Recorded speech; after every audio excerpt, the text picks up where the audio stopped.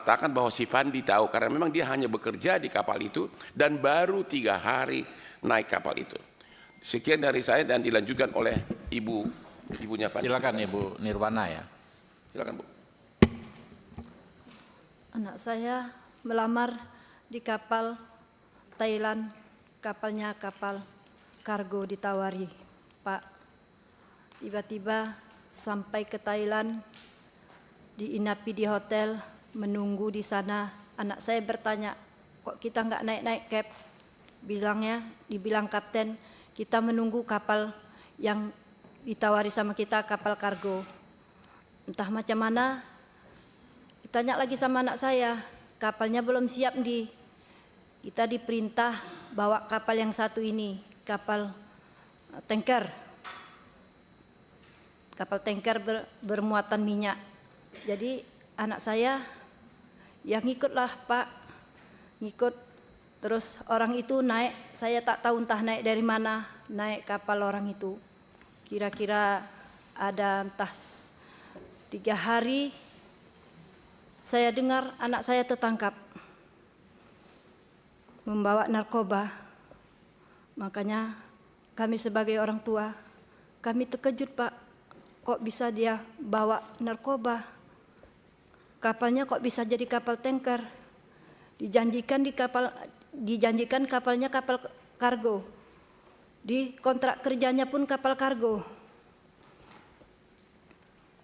Jadi saya selaku orang tua, saya mohon keadilan sama Bapak, membantu saya untuk menyelesaikan masalah anak saya ini Pak.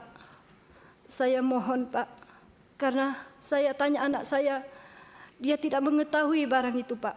Saya tanya, jadi tahunya dari mana? Setelah penangkapan Mak, barulah tahu saya itu bawahnya itu narkoba.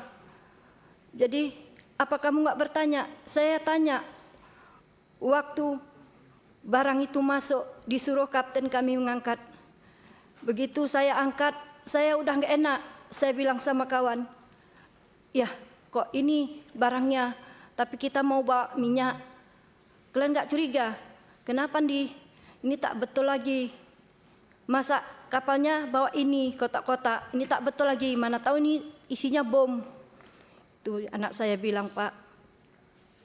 Jadi kata kawan-kawannya. Dan itu dalam persidangan ucapan dari anak ibu diakui oleh si kapten dalam persidangan bahwa memang si anak ini terkonfirmasi ya Pak. Ya, ditanya di sidang, si kapten maupun ada wakilnya Pak Tambunan mengakui memang si anak ini bertanya ini apa.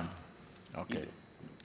Tapi di persidangan si kaptennya tiba-tiba ngaku bahwa isinya dia tahunya emas dan uang. Ya, jadi bagaimana mungkin 4 triliun ya, 4 triliun dia nggak tahu, dia dipercaya oleh si kapten, oleh si pemilik kapal. 4 triliun nilainya. Mungkin masih ada, silakan. Sudah itu paginya nggak enak dia, didatanginya kaptennya ke atas, ditanyanya, Cap, itu barang apa? Ayo kita periksa. Mana tahu itu entah bom. Enggak katanya itu uang sama emas.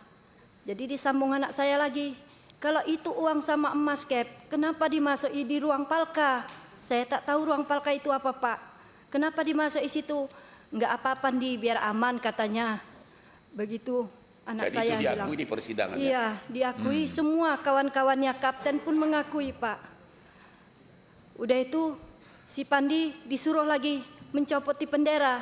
Dibantah bikin anak saya lagi Pak. Kenapa dicopot lagi benderanya Cap? Apa nanti enggak bermasalah? Setahu saya kalau belayar, kapal kita belayar tak boleh dicopot di benderanya. Enggak apa-apa, kata si kapten. Selagi kita belayar enggak apa-apa, nanti kita ganti. Benderanya udah jelek, dibilangnya gitu. Anak saya enggak sanggup menaikkan ke atas itu Pak, mencopot benderanya, digantilah sama si Leo. Barulah itu tercopot benderanya. Itulah terus Pak, enggak lama kami dapat informasi tertangkaplah kapalnya. Begitulah cerita anak saya. Oke, terima kasih. Mungkin ada